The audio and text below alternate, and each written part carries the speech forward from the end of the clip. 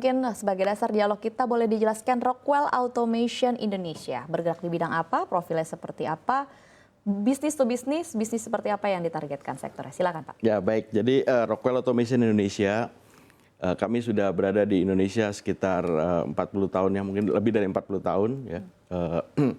Kami bergerak di otomasi industri. Ya. Kemudian kalau sekarang kita bergerak nggak hanya di otomasi industri, tapi juga di digital transformation. Nah, sektor-sektor industri yang saat ini merupakan industri yang memakai Rockwell itu ada di mining, oil and gas, kemudian juga food and beverage, data center, ya, power dan water. Itu adalah sektor-sektor yang banyak menggunakan Rockwell Automation, termasuk juga dalamnya ada life science, ya, pharmaceutical. Jadi sektor-sektor industri dan juga di sektor-sektor pertambangan dan oil and gas. Oke, pertambangan dan oil and gas apakah mendominasi secara persentase Pak atau sebenarnya lebih balance to balance gitu? Lebih balance sih, balance antara pertambangan, oil and gas, kemudian juga manufacturing, ya, seperti di auto tire, food and beverage, pharmaceutical itu cukup balance. Oke, kalau dari Anda melihat begitu, kira-kira dari beberapa sektor ini, mengapa ada sektor yang lebih mudah mengadopsi otomasi dibandingkan dengan sektor lainnya? Ya, jadi ini mengacu kepada standar-standar yang ada, ya Bu, ya. Jadi standarnya seperti apa? Jadi bagaimana otomasi itu diterapkan? Yang pertama misalnya untuk mengikuti standar yang ada. Jadi dengan standar yang ada, misalnya untuk tracking, ya, tracking dari suatu produk, itu maka harus diterapkan otomasi, ya, otomasi di dalam produksinya. Tetapi di sektor-sektor yang lain itu juga otomasi itu diperlukan karena memang untuk membuat sebuah sistem yang bisa berjalan secara otomatis, karena memang diperlukan oleh industrinya itu sendiri, ya, supaya lebih cepat, ya, lebih produktif dan juga lebih efisien. Nah, itu kira-kira mengapa diperlukan otomasi gitu, ya, di sektor-sektor industri tersebut. Jadi hampir sama juga. Memang ada industri yang cukup lama, lebih lama mengadopsinya, ya, itu juga ada gitu loh. Oke, biasanya yang lebih lama tantangan terbesarnya apa Pak untuk shifting ke otomasi? Untuk shifting ke otomasi itu sebenarnya otomasi ini kan sudah cukup lama, ya Bu, ya. Jadi dari tahun 69 mungkin 70, ya, ketika Alan Bradley ini nantinya diakuisisi oleh Rockwell, ya Bu, ya.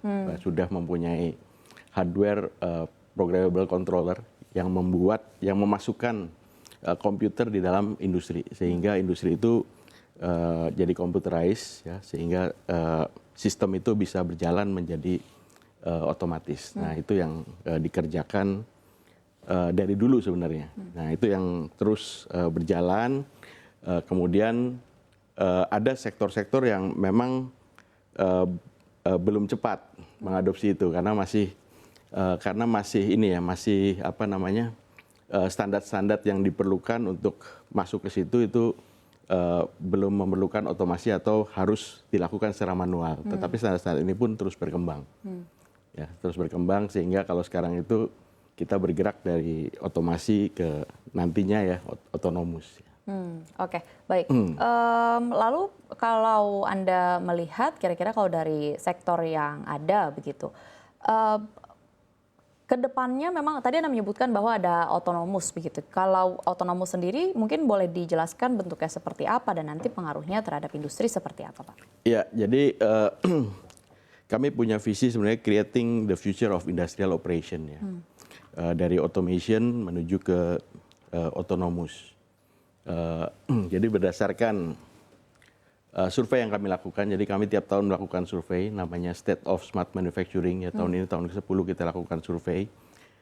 Jadi di Asia Pasifik ini ternyata dari survei tersebut 94% mengatakan kalau mereka akan mengimplementasikan AI di dalam operasinya.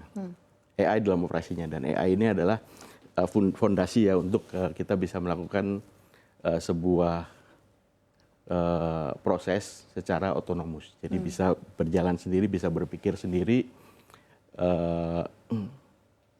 sehingga sistem itu menjadi lebih efisien.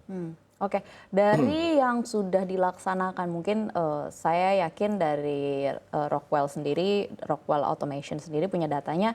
Sebenarnya seberapa menolongkah sistem otomasi ini terhadap proses produksi mungkin dari segi waktu, dari cost production, atau mungkin dari tahapan produksi? Apakah memang semenghemat itu dan mungkin boleh dijelaskan berapa persen Pak pemotongan atau efisiensinya? Ya, efisiensinya cukup banyak ya, dan itu bervariasi ya. Kalau yang dilakukan di pabrik kami di Singapura, misalnya untuk energi, energi itu lebih efisien sekitar 20-30%.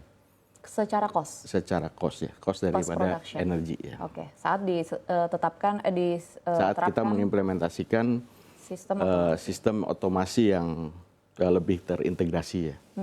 Kalau dari segi waktu sendiri, apakah ada pengaruhnya Pak? Dari segi waktu masih gimana? Waktu dari proses produksi ini kan membutuhkan waktu. Apakah dengan adanya otomasi ini juga mengubah ya, proses produksi? Betul Bu ya, thank you pertanyaannya, itu sangat menarik. Jadi menggunakan AI atau autonomous tadi itu tidak hanya untuk menghemat biaya, tetapi juga untuk meningkatkan produktivitas. Jadi produktivitasnya bisa lebih meningkat. Di antaranya misalnya unplanned shutdown atau unplanned downtime itu akan semakin mengecil. Karena kita sudah tahu apa yang terjadi terhadap sistem. Artinya sistem bisa melakukan prediksi terhadap apa yang akan terjadi.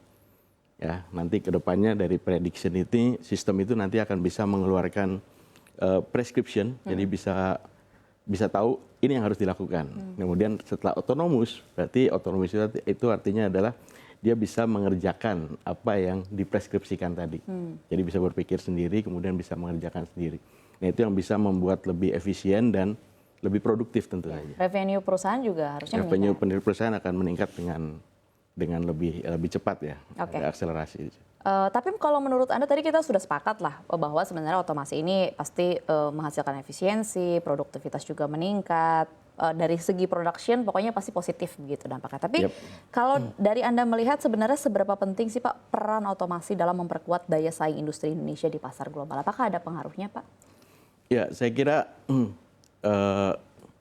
otomasi itu sebuah fondasi ya, sebuah fondasi yang sangat kuat yang kalau industri kan 1.0, 2.0, 3.0, 4.0 gitu ya. Dan ini adalah satu fondasi yang kuat. Otomasi itu ada di 3.0 ya.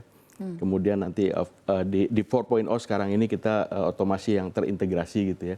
Nah, ini akan menjadi, kalau perusahaan itu mengimplementasikan otomasi dan juga mengintegrasikan mesin-mesin yang ada gitu ya, atau plan yang ada, itu akan sangat membuat daya saing kita itu menjadi lebih kuat.